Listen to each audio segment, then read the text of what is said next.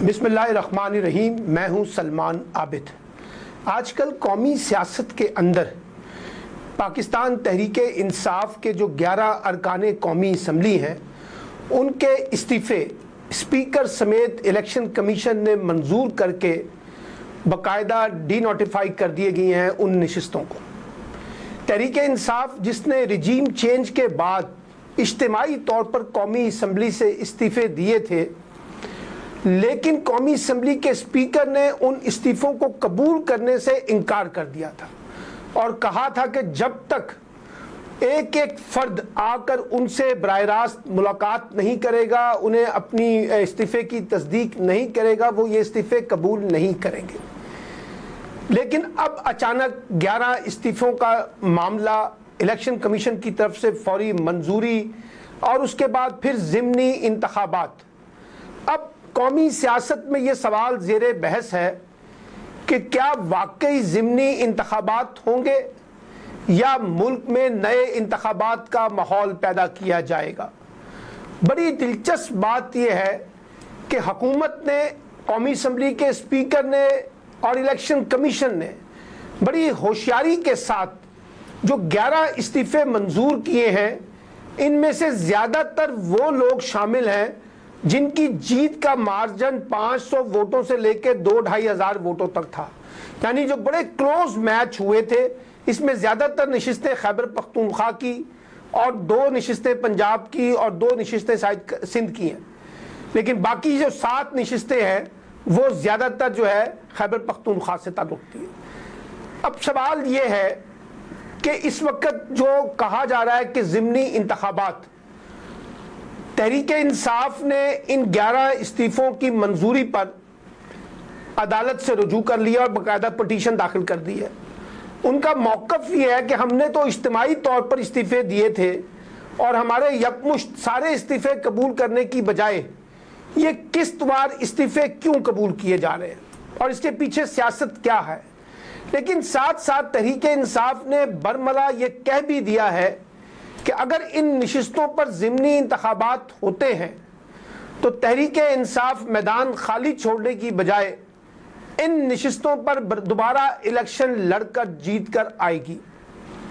अब सवाल ये है कि एक तरफ तहरीक इंसाफ का मुतालबा है कि फौरी तौर पे मुल्क में नए इंतखाबात करवाए जाएं, दूसरी तरफ अगर ज़िमनी इंतखाबात होते हैं और तहरीक इंसाफ उसमें भी हिस्सा लेना चाहती है तो एक कॉन्ट्रडिक्शन तो आएगा। लेकिन तहरीक इंसाफ ये समझती है कि अगर हमने मैदान खाली छोड़ दिया तो ये हमारे सियासी मफाद में नहीं होगा। हालांकि ज़िमनी इंतखाबात हो भी जाएं तो अगले बरस में किसी न किसी शक्ल में आम इंतखाबात तो होने हैं, लाजमी होने हैं। तो अब बहस ये हो रही है कि क्या ज़िमनी इंतखाबात होंगे या आम इंतखाबात की तरफ सफ़र जो है वो जारी रहेगा, यानी हतमी फैसला आम इंतखाबात के हक़ में आएगा। और अब ये भी देखना है कि अदालत, ये जो तहरीक इंसाफ ने पटिशन दायर की है कि हमारे सिर्फ 11 अरकान के इस्तीफ़े क्यों मंजूर किए गए हैं, उस पर क्या मौक़िफ़ इख्तियार करती है और किसको वहाँ से पजीराई मिलती है और किसके लिए वहाँ से मायूसी का पहलू निकल कर सामने आता है।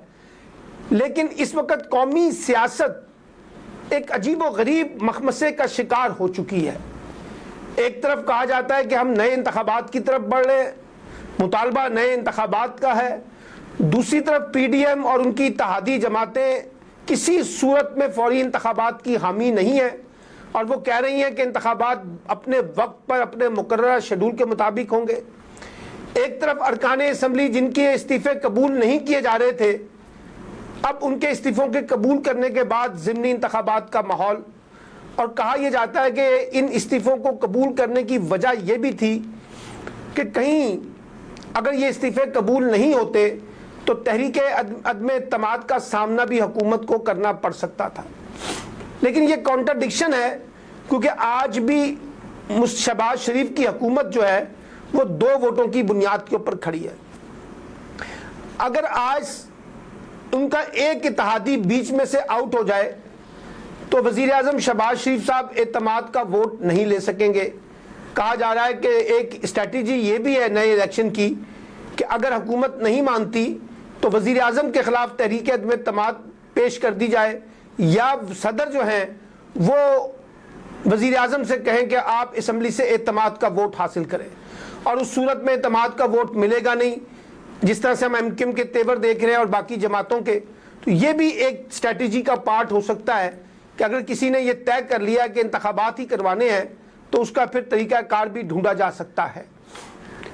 بڑی دلچسپ بات ہوگی کہ اگر یہاں ضمنی انتخابات ہوتے ہیں، اور کیونکہ ابھی جو پنجاب کے ضمنی انتخابات ہوئے ہیں اس میں جس برے طریقے سے مسلم لیگ نون کو شکست کا سامنا کرنا پڑا، وہ یقینی طور پہ مسلم لیگ نون کے لیے ایک بڑا دھچکا ثابت ہوا ہے، ان کی پالیٹکس کو بڑا سیٹ بیک ہوا ہے. اور اگر یہ جو 11 نشستیں ہیں ان میں سے 6-7 نشستیں جہاں کے پی کے سے ہیں اور جہاں عمران خان کی مقبولیت بہت زیادہ ہے، اگر وہ وہاں انتخاب جیت جاتے ہیں تو پھر حکومت کے لیے ایک اور بڑا دھچکا ہوگا. پنجاب کی جو 2 سیٹیں ہیں فیصل آباد اور ننکانہ صاحب کی، وہ مارکہ خیز ہوں گی، اور اسی طرح سے کراچی کی سیٹیں. تو اس کا مطلب یہ ہے کہ عام انتخابات سے پہلے ایک اور ماحول، ایک اور سٹیج تیار ہو سکتا ہے ضمنی انتخابات کا، اگر عام انتخابات کا فیصلے میں تاخیر سامنے آتی ہے. اور یہ بھی دیکھنا ہوگا کہ یہ جو 11 استعفے دیے گئے ہیں، اس کے بعد کیا دوسرا راؤنڈ استعفوں کا آئے گا، ان کو قبول کیا جائے گا، الیکشن کمیشن سے ڈی نوٹیفائی کیا جائے گا، یہ سب سوالات ہیں. اور مجھے لگتا یہ ہے کہ جو پالیٹکس ہے وہ سلجھنے کی بجائے الجھ رہی ہے، اور اس طرح سے اس کے تانے بانے جڑ گئے ہیں جو لگتا یہ ہے کہ یہ سیاست جو ہے یہ آگے نہیں بڑھ سکے گی، اور ہم ایک بڑی محاذرائی کی سیاست کا حصہ بننے جا رہے ہیں. ایک غیر یقینی صورتحال، ایک انسرٹنٹی، انتخابات در انتخابات. اگر ان نشستوں نے 6 مہینے کے لیے منتخب ہونا ہے، 7 مہینوں کے لیے منتخب ہونا ہے، تو کیوں یہ کروڑوں روپے ضمنی انتخابات کے نام پہ لگائے جائیں؟ تو یہ بہت سے سوالات ہیں جو پاکستان کی سنجیدہ پالیٹکس سے جڑے ہوئے ہیں. لیکن بدقسمتی یہ ہے کہ ہمارے سیاستدان آپس میں بیٹھ کے مسائل کو حل کرنے کی بجائے پہلے سے موجود مسائل میں اور زیادہ بگاڑ پیدا کرنے کا سبب بن رہے ہیں. یہی وہ المیہ ہے جس کی وجہ سے آج قومی سیاست ایک بند گلی کے اندر داخل ہوتی جا رہی ہے. لیکن لگتا یہ ہے کہ سیاستدانوں کو اس کا کوئی احساس نہیں ہے. وہ اپنی ذاتیات پہ مبنی سیاست، اپنے خاندانی سیاست اور اپنی جماعتی سیاست میں اس طرح الجھے ہوئے ہیں کہ اس پورے کھیل میں ریاستی مفادات اور ملک کے جو مفادات ہیں ان کو پس پشت ڈالنے کی جو کوشش کی جا رہی ہے، میں سمجھتا ہوں کہ وہ پاکستان کے مفاد میں نہیں ہے.